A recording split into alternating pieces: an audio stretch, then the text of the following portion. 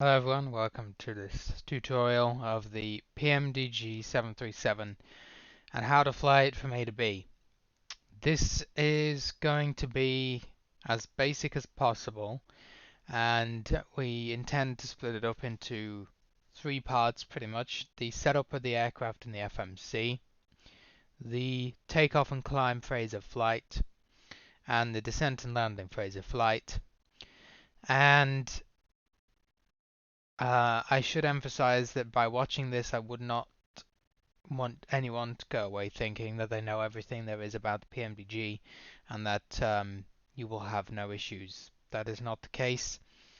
There is a lot to this, certainly a lot more when you go on VATSIM, and it's a tough aircraft. But hopefully, if you follow this as much as possible, you'll at least be able to do your first flight from A to B, and then go about learning more by way of watching other videos, reading other tutorials, and asking questions in the various groups that we have as the BVI community. So, I've loaded the PMDG 737-800 in cold and dark. The options files are available in the PMDG Dropbox resources folder, which is available on the BVI Pilots website, either bvipilots.com or bvipilots.net at the moment. And you can find that folder and download the options file, and you can paste it into, well, let me show you right now where my path is.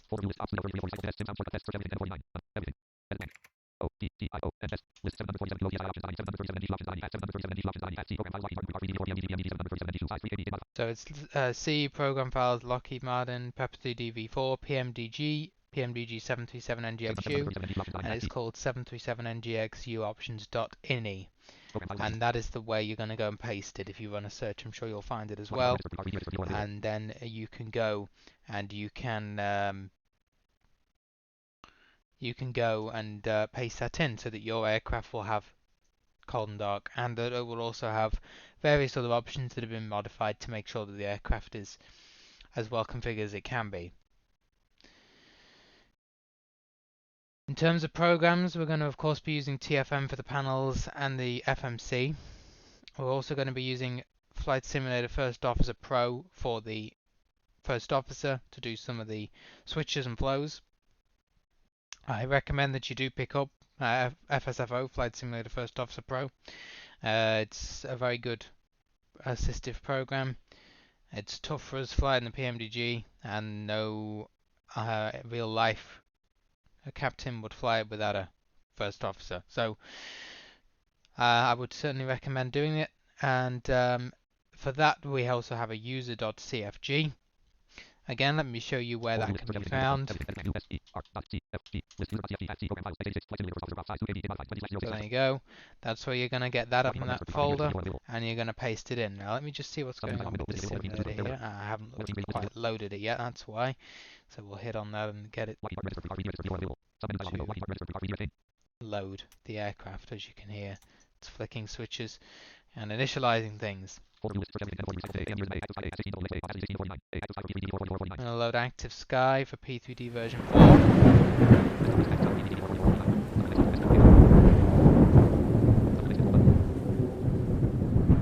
And I'm also going to load, of course, TFM.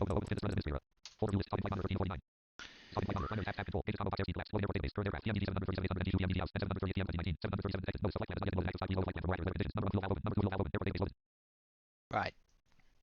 So the first thing we're going to do is go and fetch a flight plan.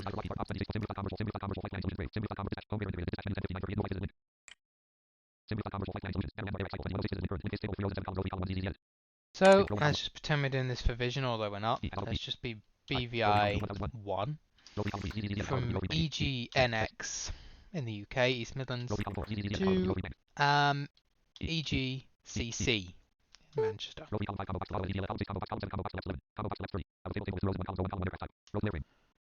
You'll notice I've intentionally slowed my speech for people.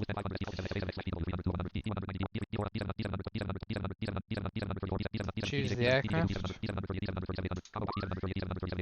And this particular aircraft is the default 737 livery, so it's in pounds. So we're going to go all the way down to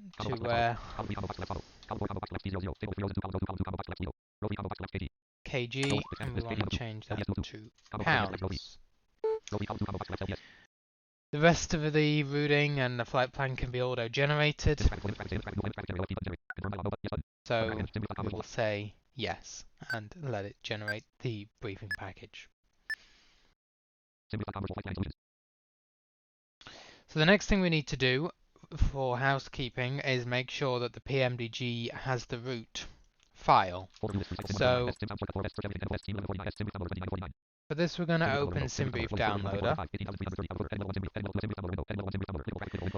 and it wants me to do an update, which I'm going to just do later. So you can see it's picked up the flight plan, so we're going to export it. It's going to ask for administrator privileges. That's just on my system. It may ask for those on yours, it may not. So continue. And it's exported them all to the relevant folders. You'll need to go and configure your PMDG. Now what I'm going to do, and this is again unique to my system, is go to my flight plans folder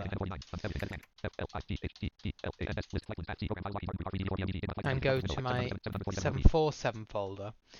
By default, my flight plans are sent to the 747 folder, and I obviously need to move the file to the 73. So SimBrief Downloader only has one PMDG option. You can't send it to all three aircraft.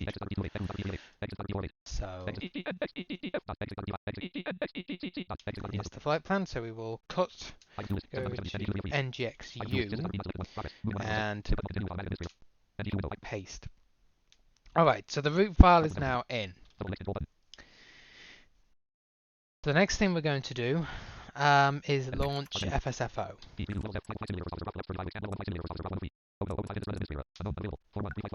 And connect to the simulator. Now I'm not going to kind of go through the whole interface here, but let me show you the basics of what you're going to need. So you've got a voice button. This turns the voice detection on or off. V checklist or VCHK changes whether FSFO will essentially have you answer the checklist items, or whether the co-pilot voice will automatically answer the checklist items. That will close it, and then you have here all your flows and checklists that you can hit if you want to, but in general they will be triggered automatically or when you verbally ask for them. You've got BRF for your briefing, where you would enter your flight plan, which we will do not quite yet, but shortly. And config, where you can go and do your options. As I said, if you have the user CFG that we provide, then you won't have any issues. What I'm going to do is just go and change my voice to the American voice, because I've had some issues with trying the British voice, unfortunately. Oh, that's not good. There we go. So, sound configuration, and just change this to English 1.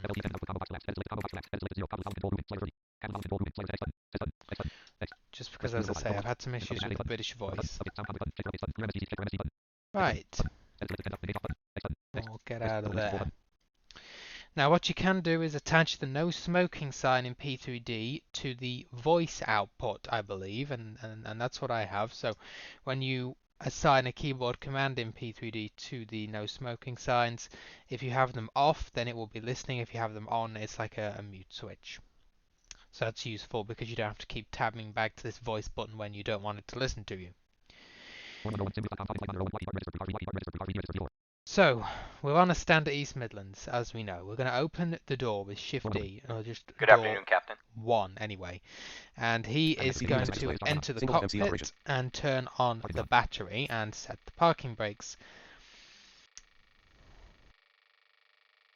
And he's connected ground power, and the CDU message display was cleared now.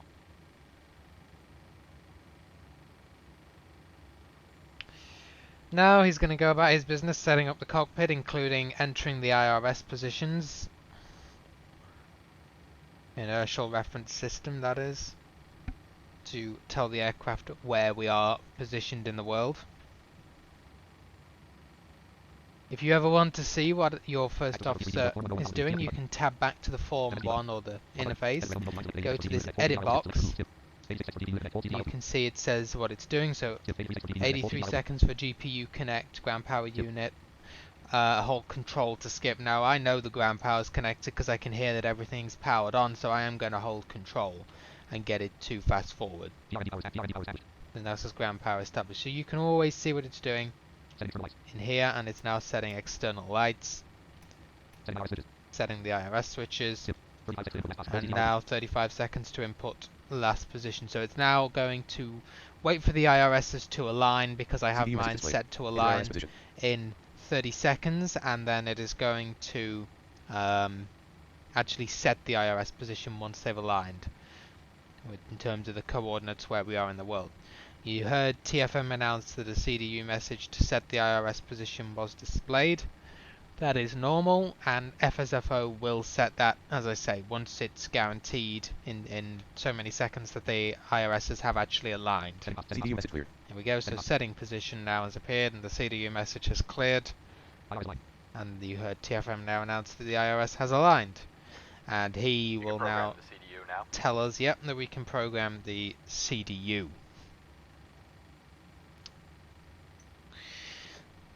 So to bring up the CDU, we're going to do left bracket Control C and go find the window.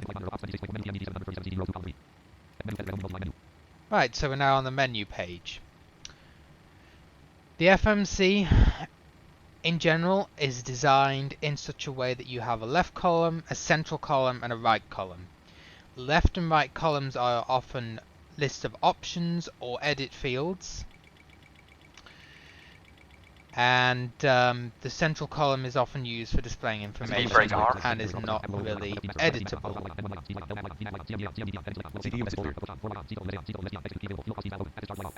And the TFM has just, I'm not sure what it was doing there, it was reading a whole bunch of things. Alright, I'm gonna go complete the walk around that weren't actually, I think he got stuck or something there. Nevertheless, he's going to complete the walk around. He's tested the oxygen, as you heard, and he also armed the speed brakes, or the spoilers. He's going to go and do the walk around. Pressing control will end that walk around, and that will probably happen. It's kind of inevitable when you're sorting the flight plan out and stuff that you're going to press control and he comes back and too early. If you don't press control, it'll take about 5 minutes or so for his walk around, I think. But nevertheless.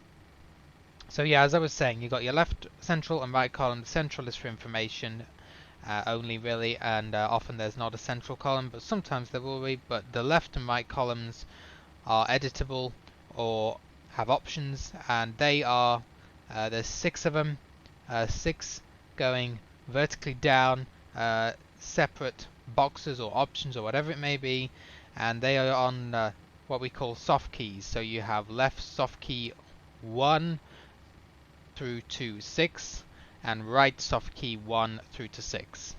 By default in TFM, this comes as left soft key 1 being control 1 and right soft key 1 being alt 1 through to 6.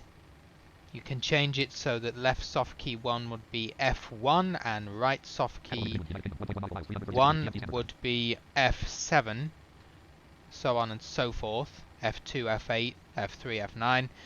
However, I much prefer having it on control and alt and the numbers, so that's what I have. So you're now presented with a menu here, and I'll show you the key options that we're interested in. You have your FMC, your data link, I don't actually know what that does, setup, FS actions, and that's it. So you'll hear the numbers, so that's line 6, that's empty. So the first thing we're going to do is go and do our fuel and payload initially. So we're going to go to FS actions, and you will know if it's on the right or left soft key. because you'll hear a less than or greater than. Less than is left soft key, right is greater. So you can hear FS5, FS actions greater. So on line 5, the only thing we have is the FS actions on soft key 5 right. So that is what we're going to hit. And now it all changes. So you can hear we have less fuel. So fuel page is on soft key 1 left. And services is a greater, so that is on soft key 1 right. Now, here, you can ignore that auto ground. 2 on line 2, so we have payload on 2 left, and operations on 2 right. Doors on 3 left, maintenance on 3 right, etc, etc. This page is very useful. Many things on here that you will need. You can see there, pushback, cruise, cabin eyes. So the main pages that we're interested in for your basic setup is first going to be payload on 2 left. We're ready to go. And you heard I pressed control there and he's come back from his walk around early, but not really much can be done about that. He's come back and he's going to continue the setup of the systems of the aircraft whilst we do the CDU. There we go, seatbelts are on, he's flicking all the switches. Okay. So, there are a whole bunch of options in this page, the payload page, and it can look quite intimidating because you can set the specific payload for each section of the aircraft, economy, business, etc. Now he's doing some more tests, that's the stall test you can hear. So really all you need to put in here is your 0 fuel weight. There's many ways you can get, and he's just set the altimeter. There's many ways you can get this information, one being Sim Toolkit Pro. Today we're just using the basic SimBrief website.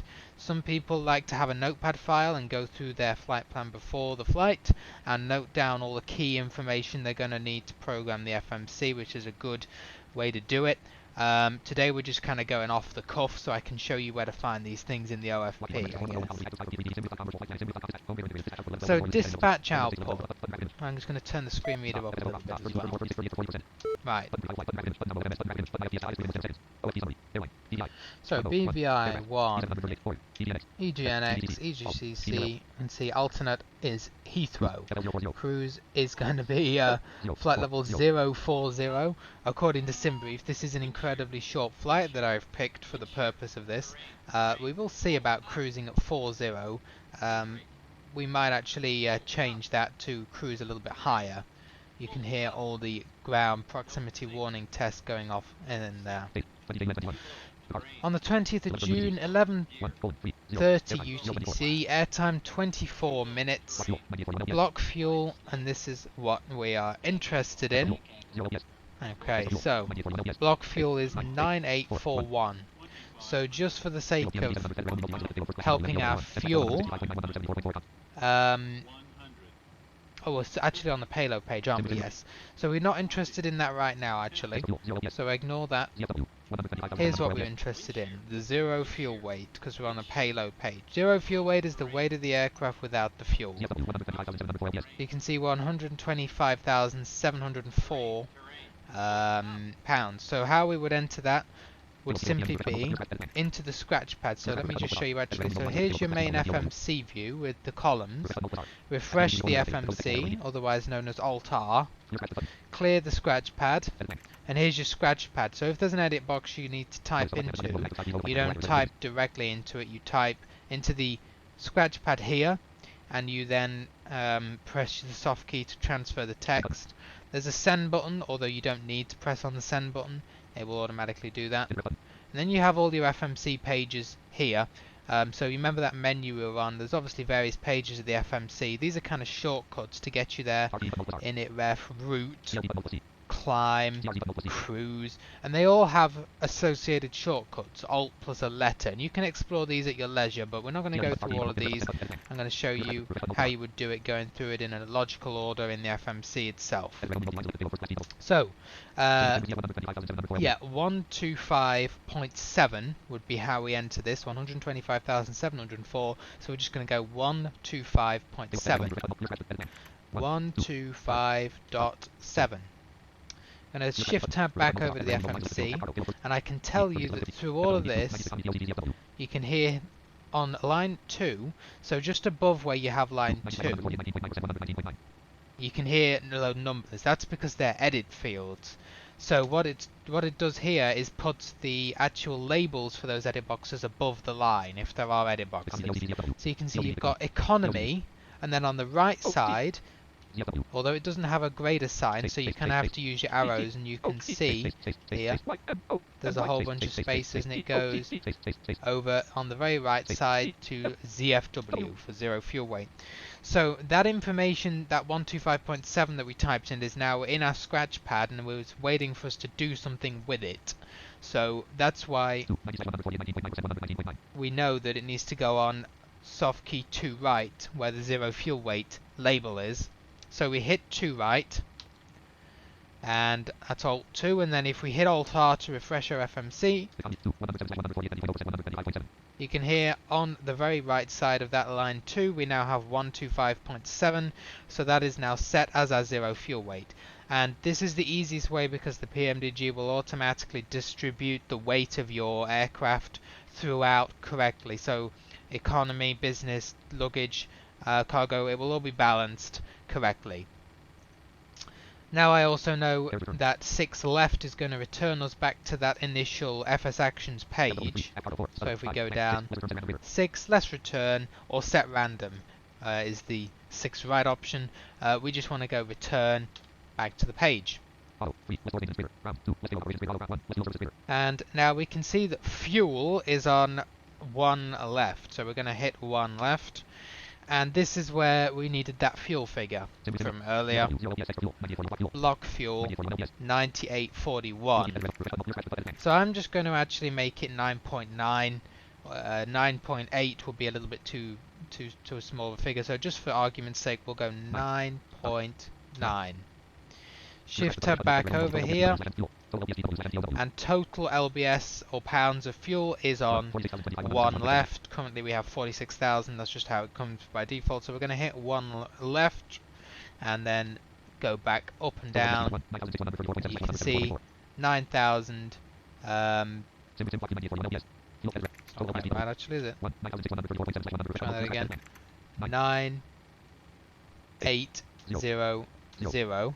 May well be better. Hit 1 left.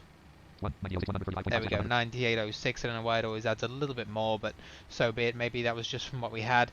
So 9800 is now what we have. So my bad actually. I see even we made mistakes. On the payload page, when you're entering the zero fuel weight, you do need to have that decimal there.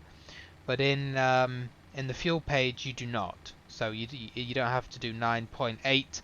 You would do 9,800, for example. It's got 9806. We can see the block fuel is 9841. It's very difficult to get it spot on, and it will always add a little bit more. I tell you what we could do is just for argument's sake, like I say, go 9900 and then hit 1 left again. There we go, now we have 9906. So that was a little bit more than we needed, but at least it's better to have more. So that's what we'll do. We'll go with £9,900, 9900, and that's perfect. It's always important to check. You can check with your fuel key. £9,900. There we go. So we know we've got it right. So yeah, my bad on that, but that's how you type it in. Alright, so we've done our fuel and we've done our payload zero fuel weight. So everything is correct as per the SimBrief plan. So we're going to now press Alt M to go back to the main PMDG menu. So it might be worth going through this flight plan here just to show you some things. Not that it's all necessary. So we can see our takeoff weight there, 135.45. Then we have our routing. which is right there. Doesn't have the runways in it. That's further down, so we'll go and find that. So we're going to keep going down here.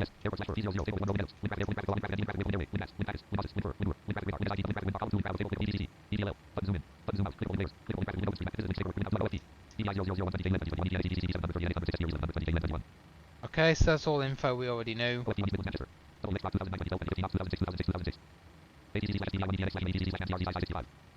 Now we can see here something that is kind of important. On the right of this line, we can see CI. Sorry, right here. CI is cost index that SimBrief thinks we should have is 65. That'll be important later. So let's pretend that we are going to make a note of some of these things. So CI was 65.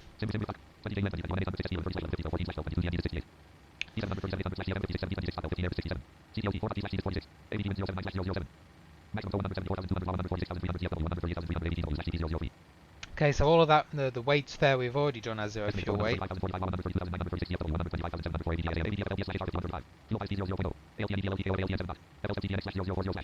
So we can see it thinks we're going to cruise at 4,000, so we could note that down. CRZ 4,000. Now this is quite important because we're going to need to find out how much reserve fuel we have. So we can see here for the trip to Manchester it thinks we need 2109 on the fuel.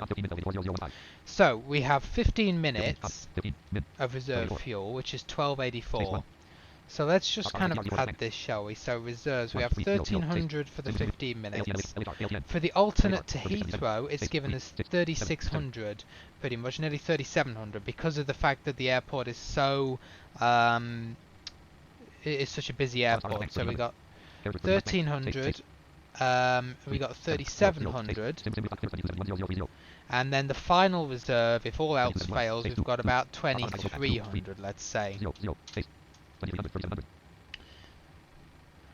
So what you would do to find out your final reserve would essentially be to round those figures and then add them all together.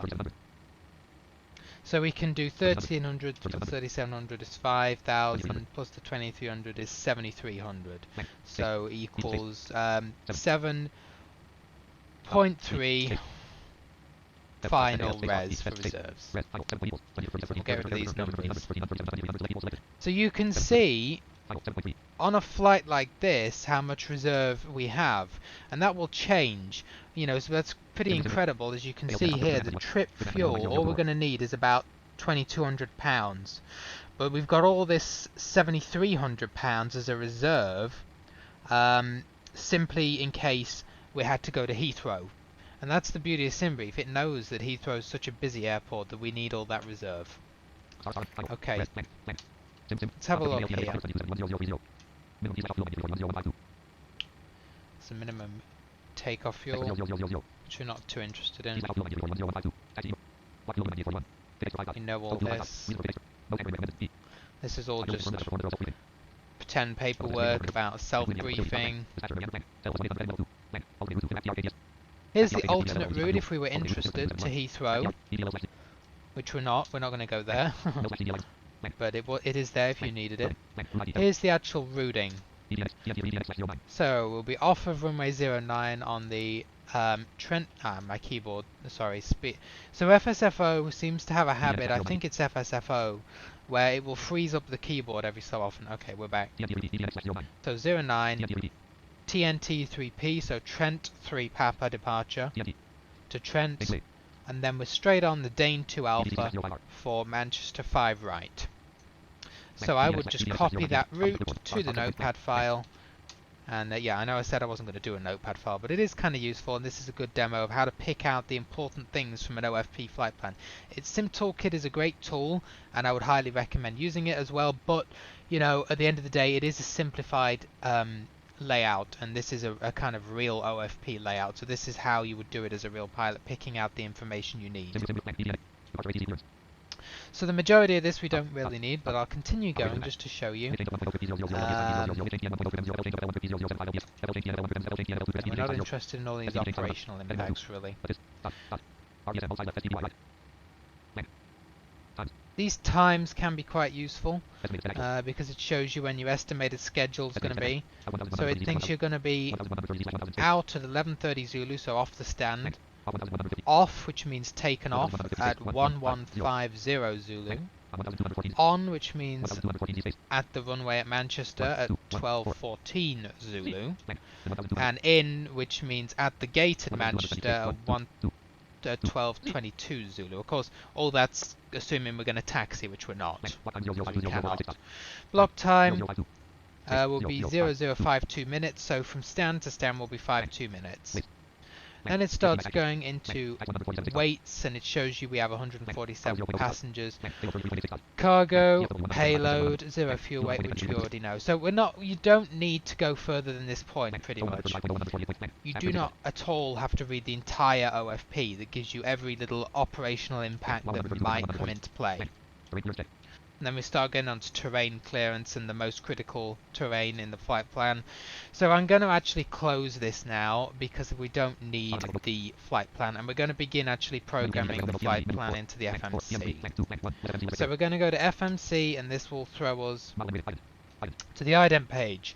This is always good to check so you can see your model and engine rating. So you're a 737-800 and our engines have 26,000 pounds of thrust in them, which is normal for 738. You'll notice the 737 has slightly less, 739 has slightly more.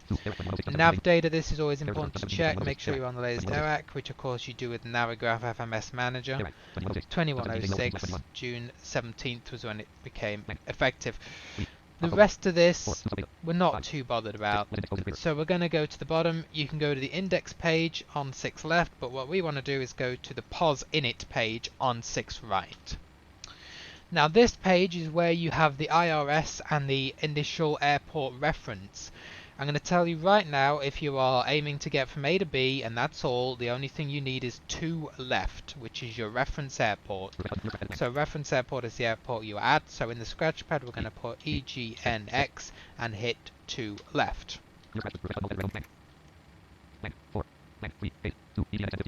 Now below that, there we go, so you can see it's put 2 EGNX in and it's got the coordinates of that. You can put the gate, the stand you're on. Sometimes the PMDG will recognize it depending on your scenery. That is not necessary. You do not have to put your stand in at all. Just having the coordinates of EGNX or the airport itself is more than enough.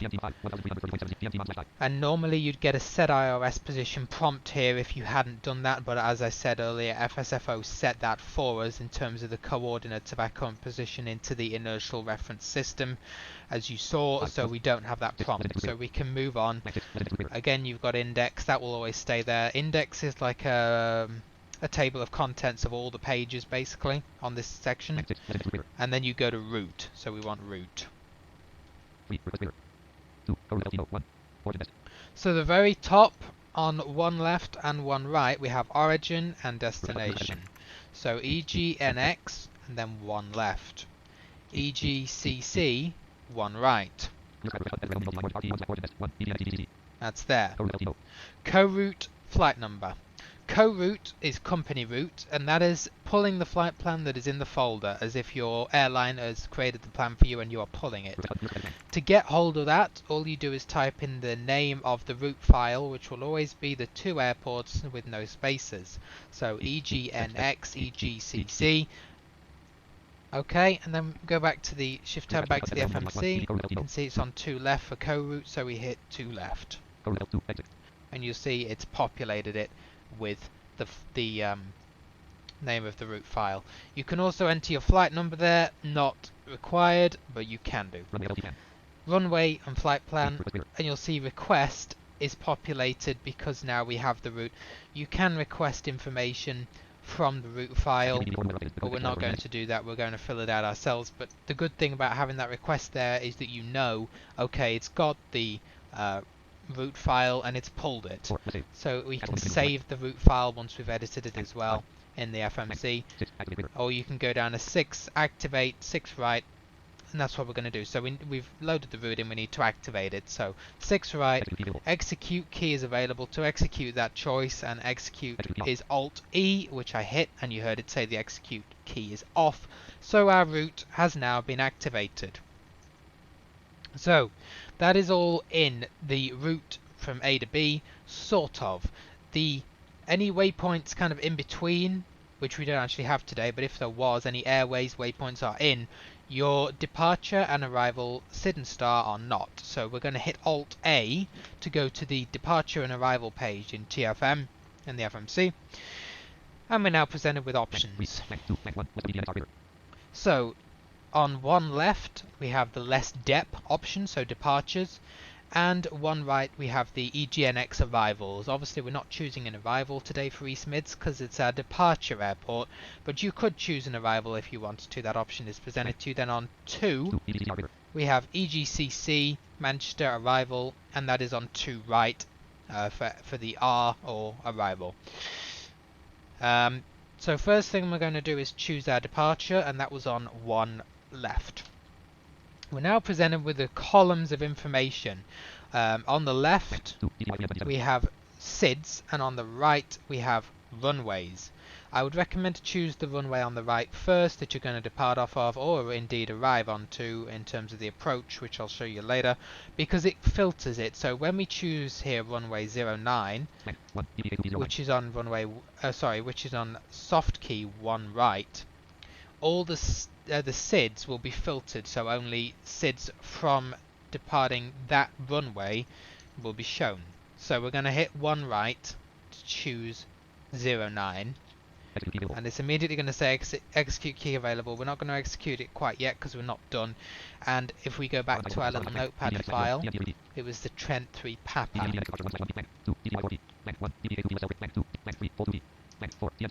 And you can see it's on line 4 and it's on 4 left, as you can see, because it's right next to the 4 colon Trent 3 Papa. So we're going to hit 4 left.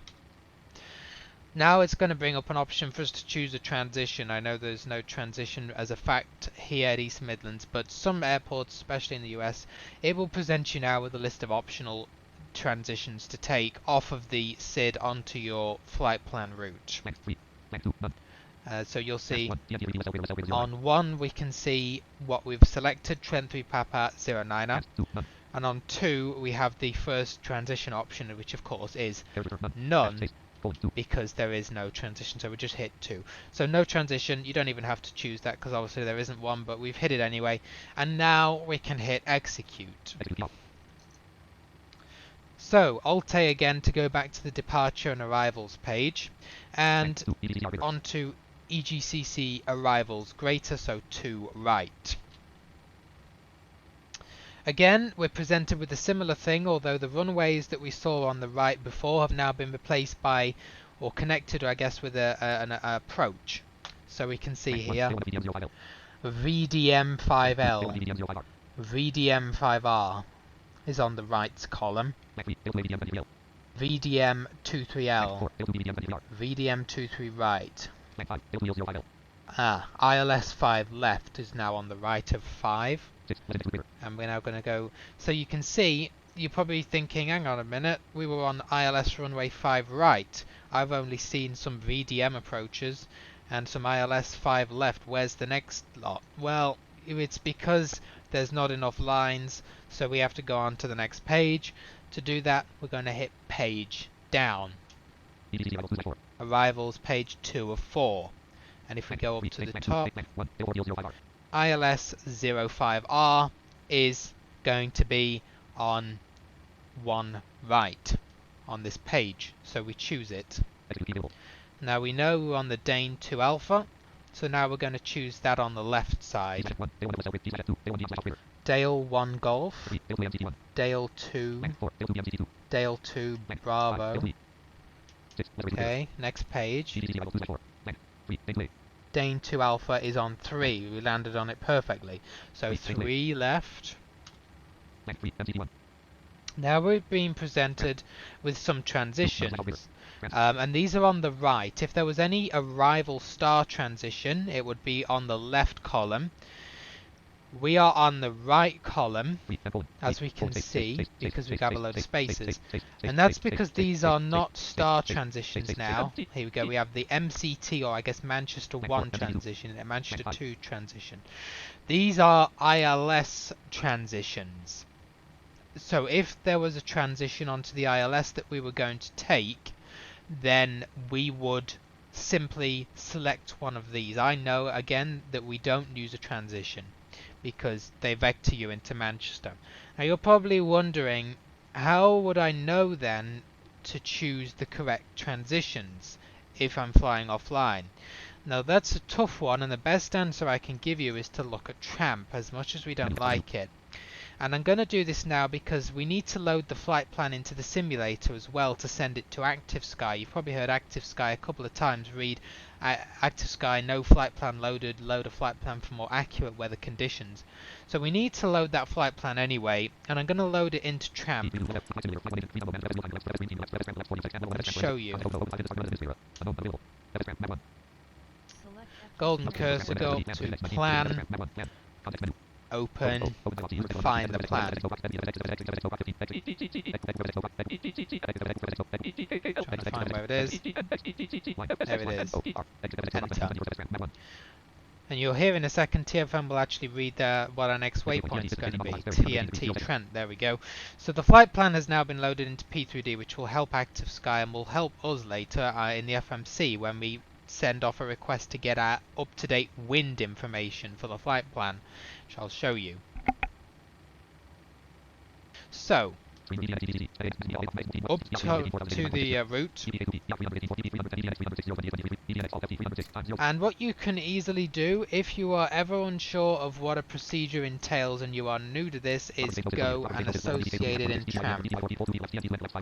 Trent 3 Papa. Associate tab, you can read the procedure here. So we can see exactly where it's going to go, and we can see that 6,000 was the last altitude, so we can determine that 6,000 is probably the highest we can climb without further clearance. But now we're going to go and associate the arrival. So again, this is not for any particular reason that Tramp is going to fly the plane. It isn't.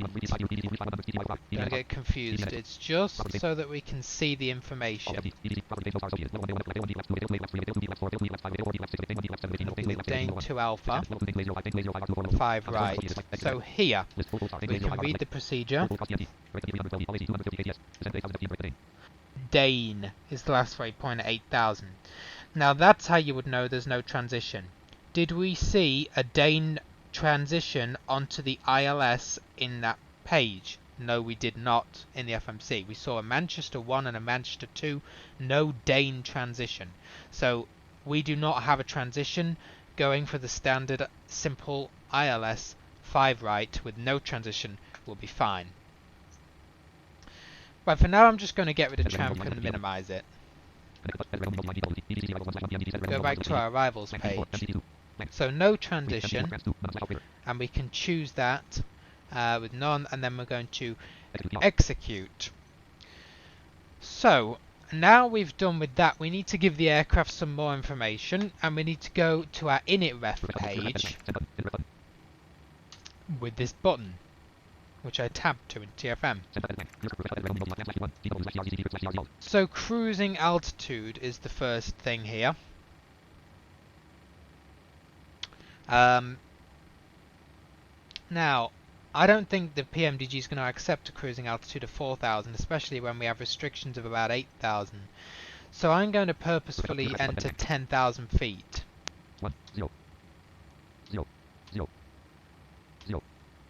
And we know, you can hear CRZ alt was the last thing on that line, so it's on soft key 1 right. There we go, 10,000 has appeared as our cruising altitude. So we kind of had to make that up. Planned fuel and cruise winds, not really relevant at this point. 0 fuel weight on 3 left we do need to enter, but the plane can do that automatically. So you hit 3 left twice in this case, once, twice, and it will pull the current 0 fuel weight, which was 125.7 as we entered earlier, and it will put in that figure.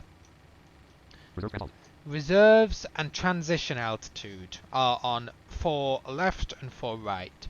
The reserve fuel we wrote down, which was 7.3. So, 7.3, 4 left.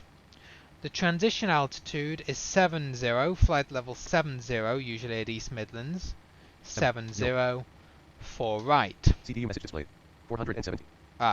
Now this is a TFM thing where sometimes it will keep what's in the scratch pad. You saw I typed 70 there, but it still kept a random 4 in there. So we're just going to clear the scratch pad and we're going to type it again. 70, 4 right. And it's gone in. So 7.3 is our reserves and 7,000 is in there as our transition. Cost index is the only thing we need on line 5 left, and we know that was 65 from SimBrief. So 5 left, 65 is in, and the execute key is now available to execute all that information into the FMC. So we'll hit Alt-T and execute it. Now the next page is our N1 limit. This is where you choose what rating you want for takeoff. So, at the very top you have your selected temp. It chooses one for you based on the current temperature, and you can choose to leave that or not. I'm going to leave it for today. Now you have the options here. On the left you have your takeoff options, on the right you have your climb power options. So TO is 26k max power, and that's 2 left. 24k thrust D rate is TO1, and that is on the 3 left. 22k D rate is on 4 left. And 27k bump power, which is even more than 26k TO, is on 5 left. You very rarely need that. We're going to choose probably 24k D rate, 3 left.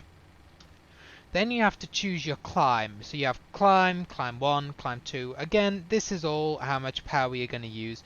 Since we did 3 left for TO 1, we will do climb 1 on 3 right, since it just makes sense. That's all you have to do. Takeoff page on 6 right is now where we want to go. This is where you enter your flaps, your center of gravity, and you ultimately get your V speeds. So flaps we need to enter. Generally a 737 will take off with flaps 5. Maybe flaps 15 if you're on a very, very short runway. So we're going to hit 5 in the edit scratch pad and hit 1 left where the flaps go. And ignore that for now. So 5 degrees is in there. Now, CG trim.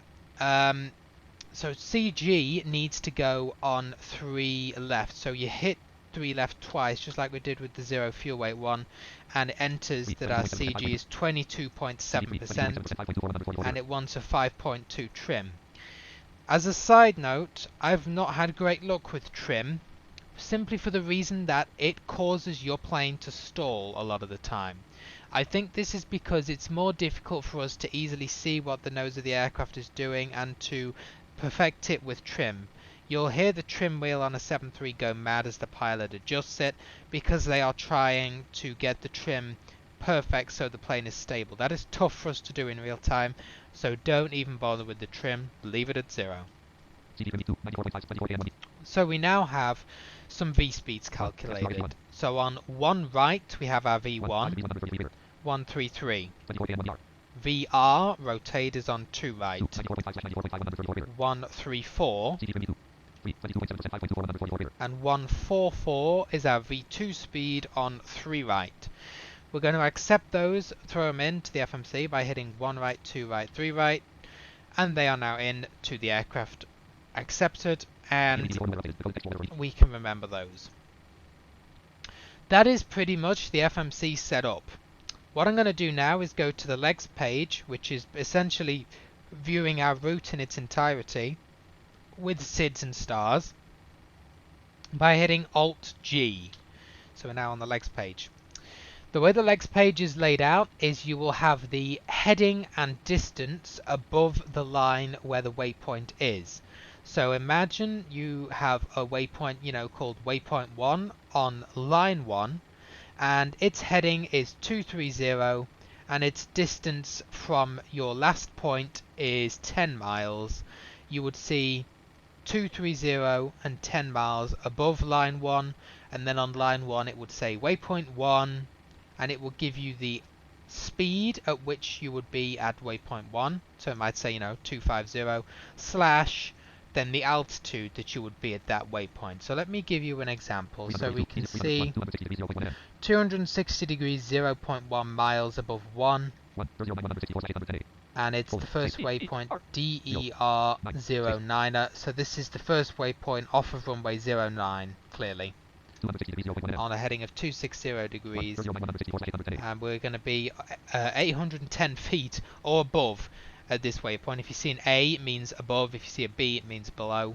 At 164 knots. So then we make a right turn to 315 degrees at 7.0 miles away, and we'll be at 2657 feet at 250 knots here. So this continues, and we don't need to look through all of them. Again, next page, 2 of 3.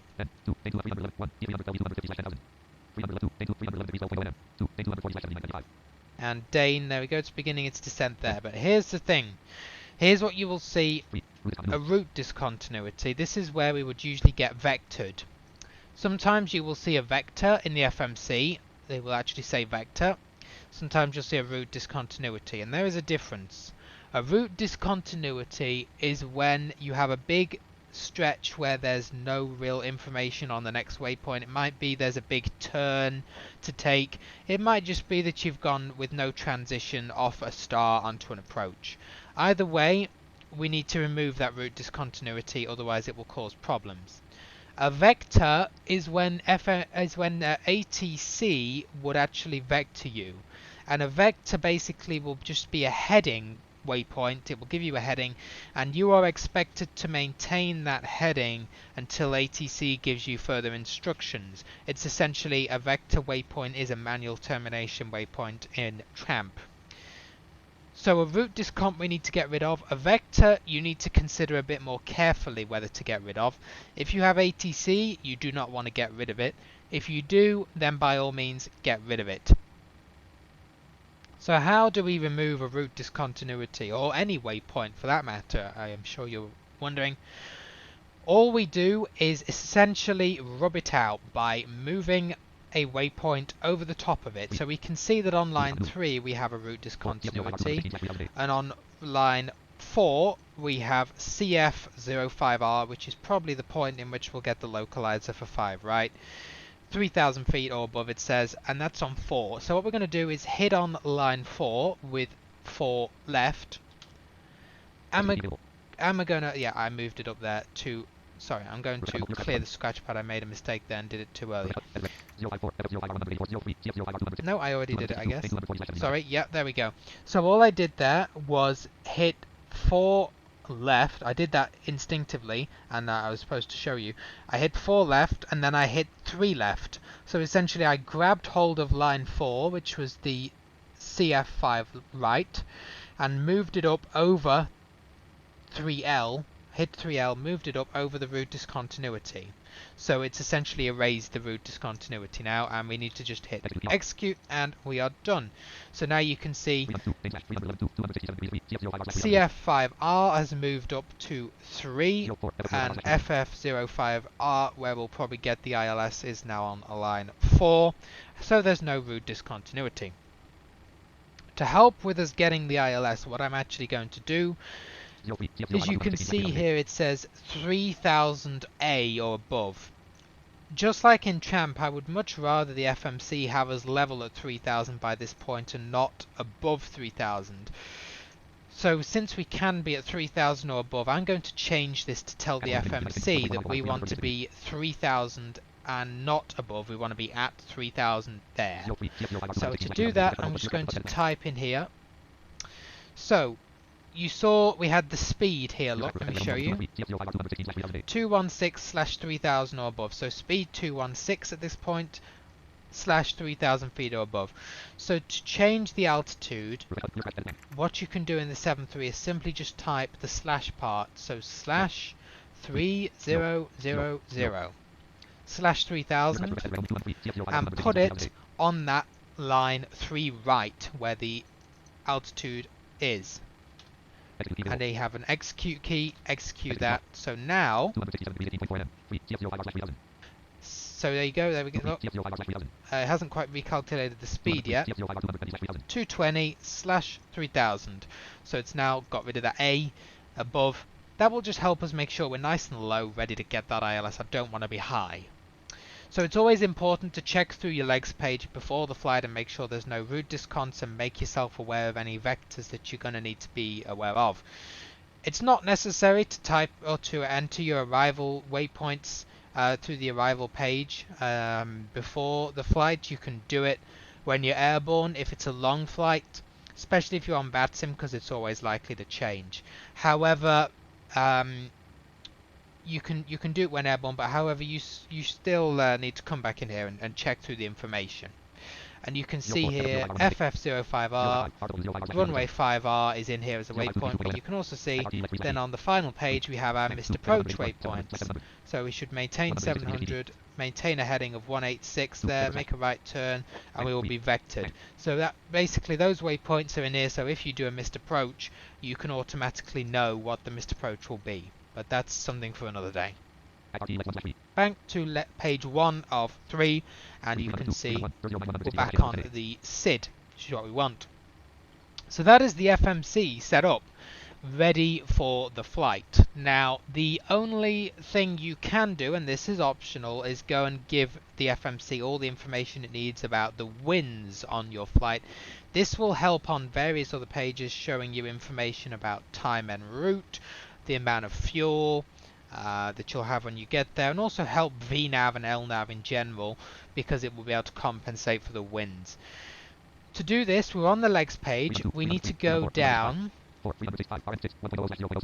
to route data, which is on 6 right. Hit on 6 right. You can see we have all these waypoints here, but at the end it says degrees C / it doesn't know the winds or temperature. So what we can do is go to request then on 6 right, and that will send a request off to Active Sky to pull the wind data for the flight plan. So we have to give it a minute and it will announce. Here we go, CDU message.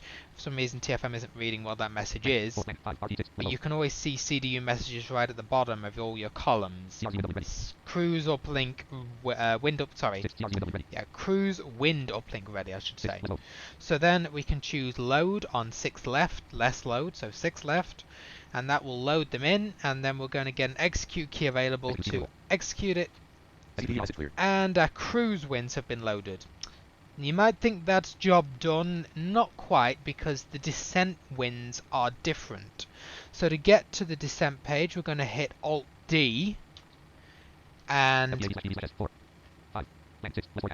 we're going to go to less forecast on 6 left on the descent page. Okay, so it's now got all these degrees /KT. Again, it doesn't know what the winds are, so we're going to hit request now on 6 left. And that will again send off a request to Active Sky for the winds, in this case the descent forecast winds. And again, we are just going to give it a minute. CDU message displayed. Again, I believe that's going to say descent forecast link ready. Yeah. So we're going to hit load, which in this case is on 6 right. CDU message clear.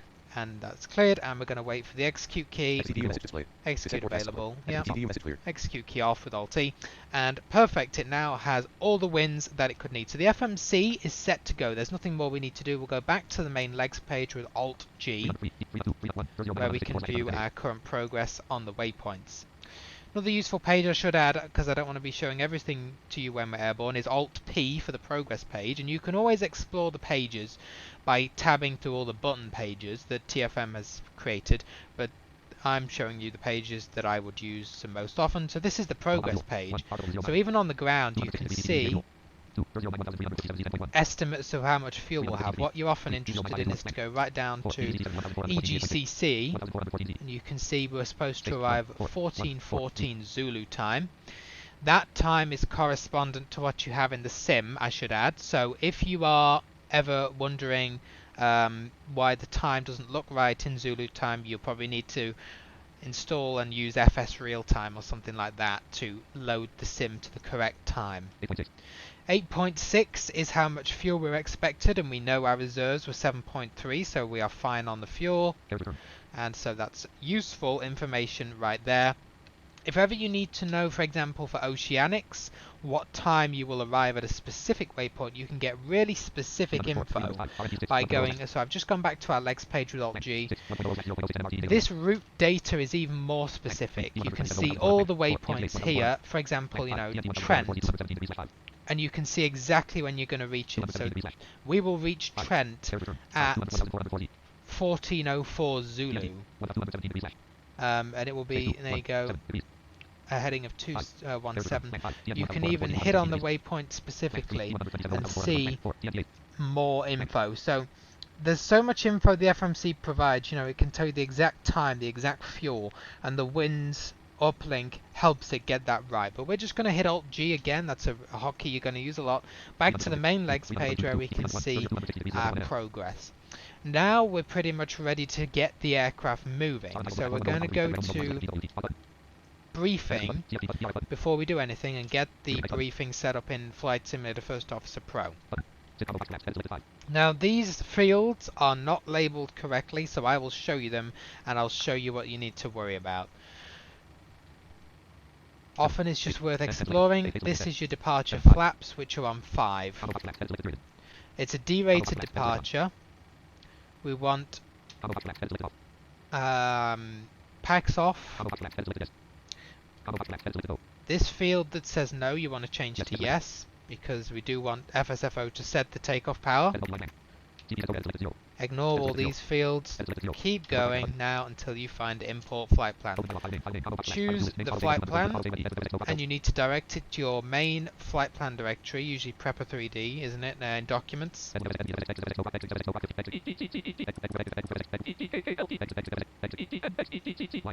Enter.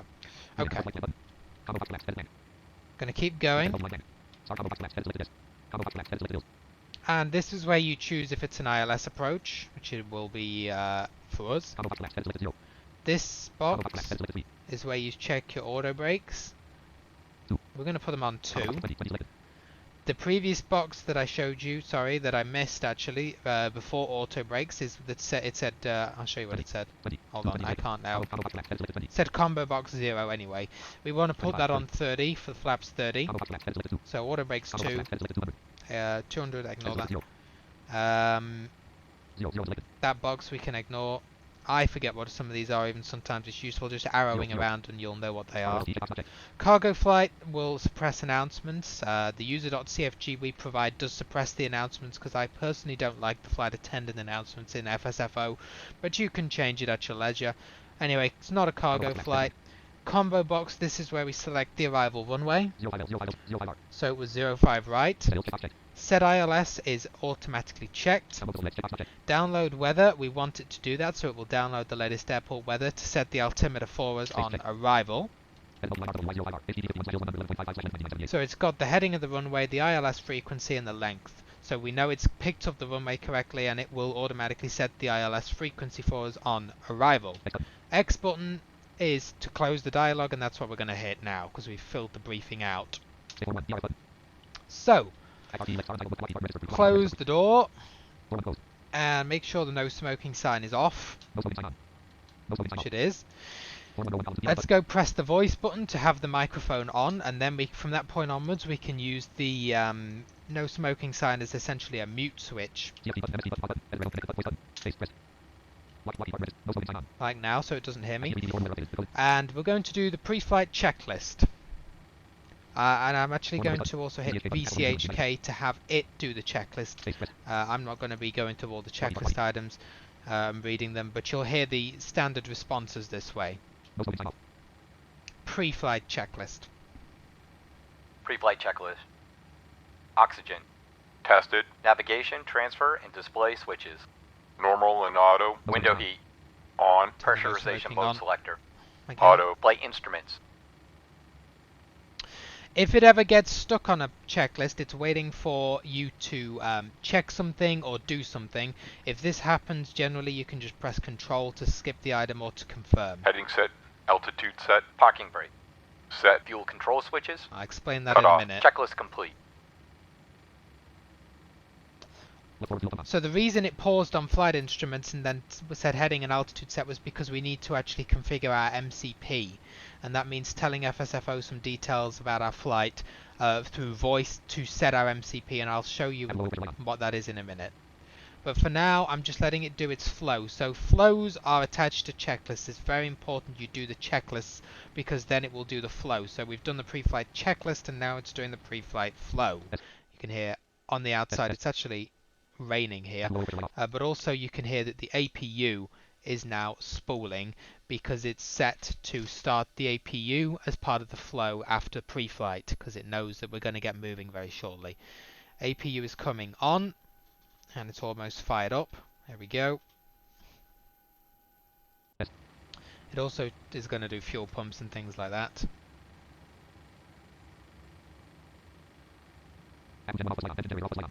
It's going to switch us over from ground power to the APU as well. So you're going to hear it say ground power not available because it's removed the ground power, and it's also going to remove the wheel chocks and things. So don't be concerned about all of this. This is normal. There you go. Ground power's gone, so we're now on APU power, which makes sense because we're very shortly going to begin pushing and starting.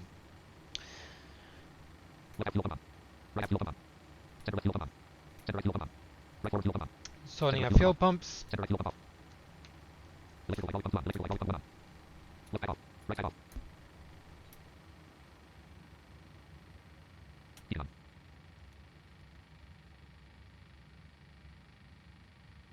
Alright, you'll hear it's turned the packs off, ready for engine start, so don't be concerned about that. So we did need to address that MCP, so let me show you. So we're going to set the runway heading first. Set heading 269. Heading 269er. Set flight level 100. Flight level 100. Okay. And we also need to set bug our MCP speed to whatever the V2 speed was. Let me go and check that.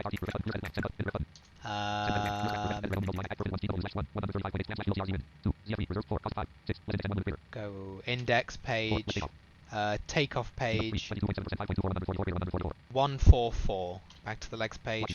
Okay. Set speed 144. Speed 144. Alright, perfect. So our pre-flight is complete. MCP is now set. And we're on APU power. Heading is 164, runway we're departing is 09. So we're going to see if we can request a push. 5. Don't care, just choose any operator. And we're also now going to do, while this is preparing, before start checklist. Before start checklist. Okay, it's going to go through Flight this. deck door. Closed and locked. Hit Fuel. control there to tell it Niner it is 8, closed. Niner 2 pounds. Checked. Yeah, that's Passenger correct. signs. On. MCP. V2 144. Heading 269er. Altitude 1000. There's that MCP that Takeoff we set. speed. V1 133. VR 134. V2 144. That's correct. Set. CDU pre-flight. Completed. Rudder and aileron trim. Free in 0. Taxi and takeoff briefing. Completed. Anti-collision lights.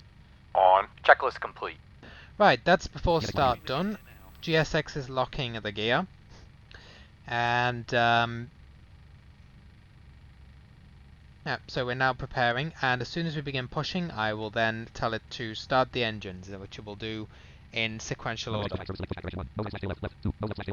going to hit 2.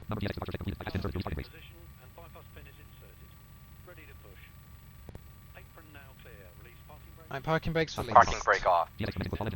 And we're beginning the push, so start engines.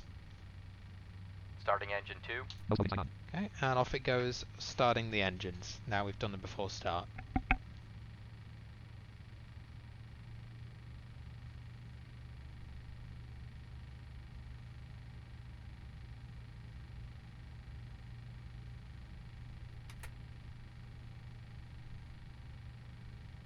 Number 2 engaged.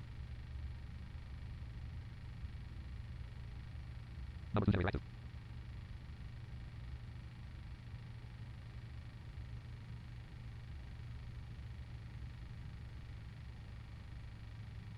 Number 2 ignition on.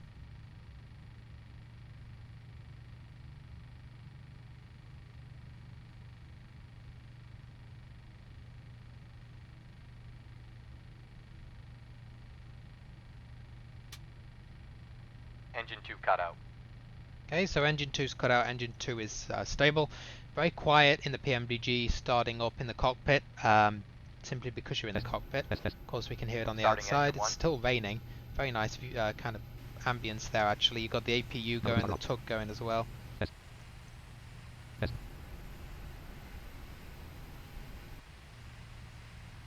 There is actually a bug. We're on the inside view now, but we can still hear the outside view as well. It's kind of a bug, but it'll go. Right, parking brakes are set for the pushback. Number 1 engaged. Nice. There we go. Now back on the inside view. Number 1 generator active, so it's just starting up number 1. And again, there's some items attached to the engine start command as a flow. So after this, it will close down the APU, or shut it down because we no longer need it. It will switch us over to engine power. It will restart the packs because we've now started the engines, etc., etc. So, Engine 1 cut out. engine 1 cut out, so we have 2 stable engines, which is going to confirm in a second.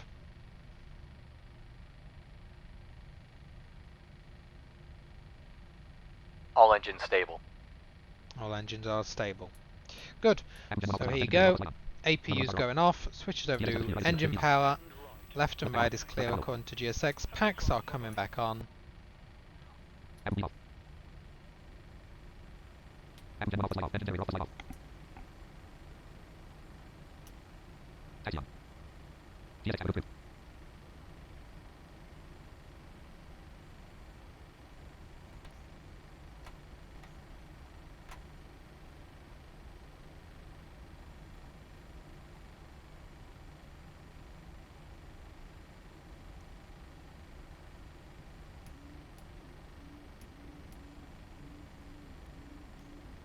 Okay, so you can hear it's completed its flow. It's extended the flaps to 5 as we told it to do automatically. You can also hear the motors of the wipers, the windshield wipers going. That's because of the rain. It's pretty heavy, this airport.